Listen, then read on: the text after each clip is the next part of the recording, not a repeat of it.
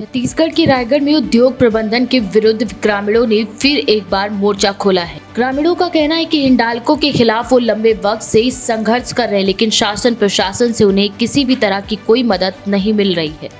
वहीं दूसरी तरफ प्रशासन की शह पर हिंडाल्को प्रबंधन की गुंडागर्दी भी लगातार बढ़ने लगी है और उन्हें न्याय पाने के लिए काफी समय से कलेक्टर और एसपी कार्यालय के चक्कर भी काटने पड़ रहे हैं, जबकि उन्होंने इसके विरुद्ध एसडीएम घरघोड़ा और कलेक्टर रायगढ़ के अलावा पुलिस अधीक्षक कार्यालय में भी कई बार आवेदन दिया है, लेकिन बावजूद इसके प्रशासन अपनी आंखें मूंदे बैठा हुआ है। अब देखना ये होगा कि इन पीड़ितों के हित में शासन क्या कार्यवाही अमल में लाती है या फिर ये मामला यूं ही रफा दफा कर दिया जाता है। बताइए, आप यहाँ पर एसपी ऑफिस आए हैं, क्या मामले को लेकर आए हैं?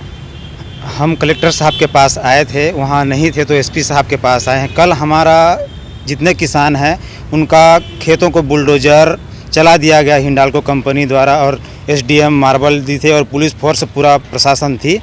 हम लोगों का केस बहुत किसानों का ऑलरेडी हाई कोर्ट में चल रहा है और विचाराधीन है अभी, और हमें जबरन बिना सूचना के तोड़ दिया गया।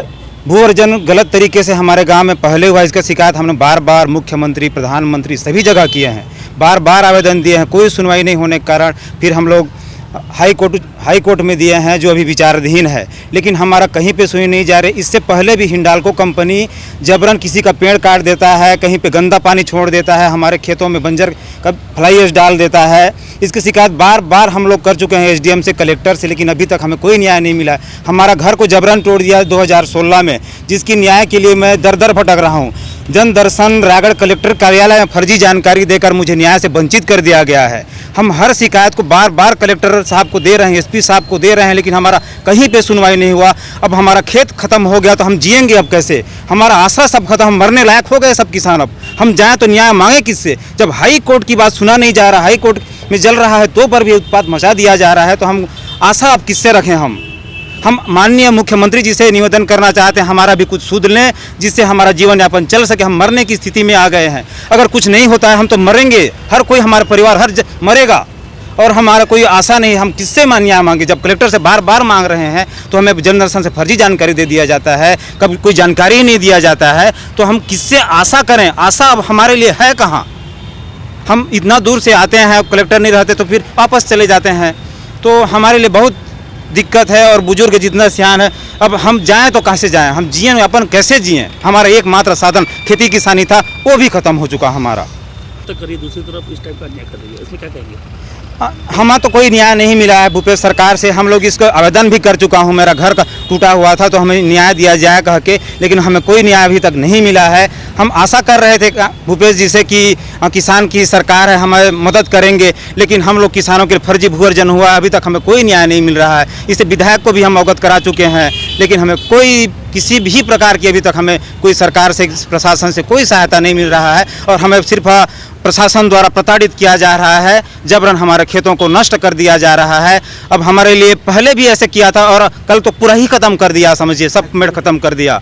परेशान है और जीने के भी अब हमारा आशा नहीं है, अब वो भी खत्म हो गया, तो अब हम क्या करें? हम माननीय मुख्यमंत्री जी से आशा करते हैं कि हमारा थोड़ा सुध लें और हमें न्याय दिलाने की कोशिश करें, दोषी अधिकारी हैं उनके ऊपर कार्रवाई करें और हमें न्याय दिलाएं।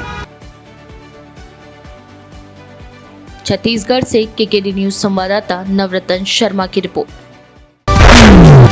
महोबा की पनवाड़ी ग्राम गोनगुड़ा में 2 दिवसीय बुंदेलखंड स्तरीय कबड्डी प्रतियोगिता का आयोजन किया गया, जिसमें मुख्य अतिथि के तौर पर रामलखन सोनी, साथ ही पंडित शिवचरण दीक्षित, हर्षित सोनी, यूपी पुलिस अजीश राजपूत, अनिल प्रजापत, आयोजक कमेटी अध्यक्ष अशोक कुमार तिवारी, उपाध्यक्ष रमाकांत राजपूत, कोषाध्यक्ष नरसिंह राजपूत, युवा अध्यक्ष महेश आचार्य और मुख्य अतिथि रामलखन सोनी, साथ ही उद्घाटनकर्ता अनिल यादव को फूल माला पहनाकर भव्य स्वागत किया गया, जिसके बाद अनिल यादव के द्वारा टॉस कराकर दोनों टीमों की कबड्डी प्रतियोगिता की शुरुआत की गई। इस मौके पर अजीश राजपूत, शिवचरण दीक्षित, ग्राम प्रधान बिहारी लाल के साथ कई लोग मौजूद रहे। तालियां लगाएं और बहुत ही बड़ी व्यवस्था के साथ, बड़े उत्सव के साथ इस आयोजन को किया जा रहा है, जिसमें साथियों आज एक वरिष्ठ हस्ती के रूप में मौजूद, अरे वो आप लोग जगह पकड़े ये बात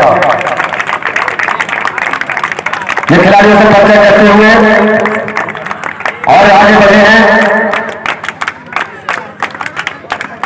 ये खिलाड़ी इस राजपुरा के खिलाड़ियों से परिचय करते हुए और आगे फेडरेशन सचिव निवाड़ी कबड्डी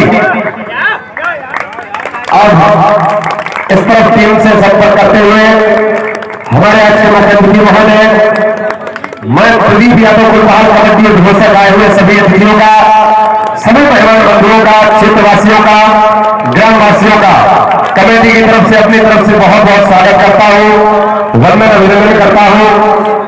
अब चले हैं टॉस के लिए वोट करता है। महोबा से केकेडी न्यूज संवाददाता सूरज भान की रिपोर्ट।